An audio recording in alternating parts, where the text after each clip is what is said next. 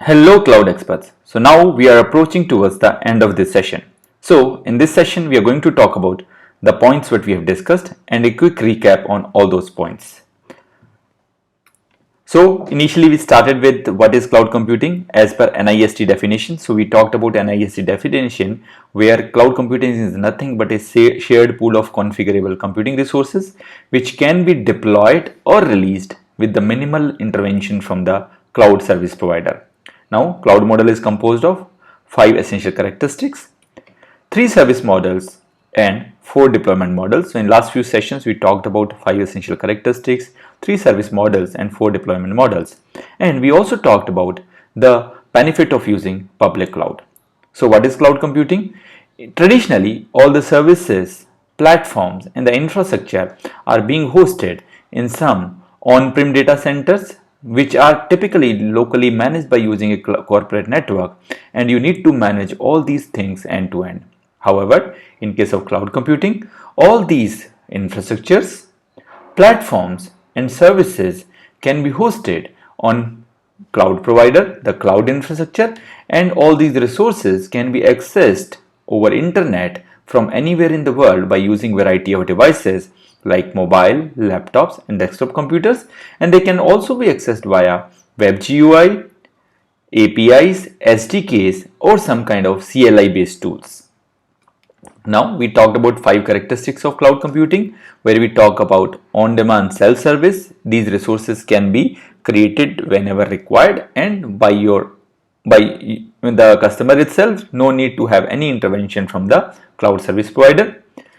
Broad network access, these resources are available from broad category of networks and devices, like for example from internet you can access all these resources, configure these resources and release these resources whenever you don't need it. Multi-tenancy and resource pooling, these resources are actually pooled in and they support multi-tenancy where multiple users can share a pool of resources. Rapid elasticity and scalability, these resources can be increased or decreased whenever you need it, and this can be done manually as well as automatically. And all these services are measured, so you only pay for the services what you use. 4 different deployment models. We talked about public cloud, private cloud, hybrid cloud and community cloud, where public cloud talks about these resources are available to general public and anybody and everybody can use it. However, private cloud is only for a certain organization and managed by the same organization. Hybrid cloud is a mix of public and private cloud where you have your on-prem data center or your own private cloud, and you are actually collaborating with public cloud also, and you are using public cloud for additional workloads, additional capacity what you need for your workloads. And community cloud is a community specific cloud which is used for some social welfare, health or some social and government regions. 3 different service models we had. We had infrastructure as a service where we are just using the physical infrastructure which may be in the form of vCPUs, RAM, storage or networking. So you need to move your platform or your services to infrastructure which is provided by the public cloud service. PaaS, which is platform as a service, which is typically app development tools, runtime environments, integrations, OS images. You need to build your application with this, so all the platform and underlying infrastructure is a part of platform as a service. And the third one is called a software as a service, where you have ready to use services which is available and you can just go ahead and use these services. Also all the services, all the platform required for those services and the infrastructure required for those services, they all come under software as a service. 3 different service models. Infrastructure as a service, providing computing, storage and networking resources virtually, providing frameworks and platforms to develop software and application, and finally providing services to the end user. So these are 3 different service models what we have for the cloud. So just to understand this, so in case of traditional IT, all these functions are typically managed by the customer itself. However, in case of infrastructure as a service, the infrastructure part is managed by the cloud provider and all the other things related to the platform and the services are managed by the customer itself.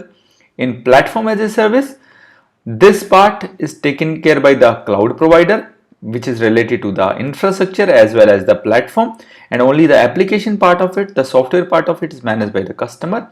In case of software as a service, the end-to-end management is done by the cloud provider. The customer is only using the softwares and only paying whatever he is using.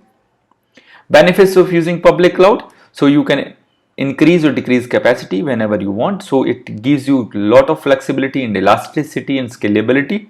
Economics of scale: you can have different very huge data center with almost infinite capacity. You can deploy your service globally in typically in minutes, getting more and less, so your cost capex is very low, capex is almost zero, and your opex is also very low compared to your on-prem data centers or your private cloud. Great reliability, because they come with state-of-the-art hardwares and softwares. It gives you a lot of reliability, lot of new features. It gives you business agility. It gives you state-of-the-art security features as well. And who are the leading cloud service provider? Right, AWS is one of the leader in public cloud services, followed by Azure. Azure is the next one, and Google Cloud and Alibaba. So these are the 4 companies which are the leading cloud service providers in the world. That's all for this session and for the course. I hope you enjoyed this session as well as the course. Look forward to see you in future sessions and future courses.